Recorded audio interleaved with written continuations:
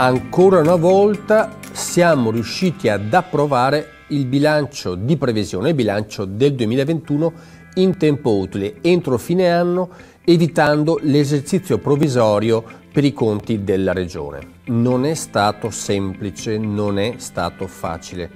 perché le elezioni fatte a fine settembre hanno comportato un avvio legislatura che ha fatto slittare i tempi normali di discussione e approvazione del bilancio, però anche questa volta siamo riusciti a fare bilancio entro la fine anno.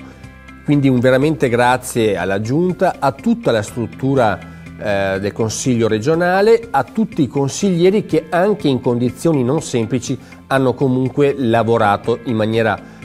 puntuale, precisa e anche corposa, visto il numero di emendamenti trattati e visto il numero di votazioni fatte. Non è stato semplice perché con l'emergenza Covid abbiamo dovuto mettere in sicurezza tutto il palazzo, i lavori si sono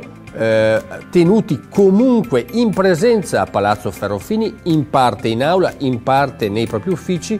così ancora una volta abbiamo dimostrato che il virus non sconfigge la democrazia, comunque mantenendo il passo che i veneti si meritano e i veneti si aspettano dal Parlamento dei Veneti.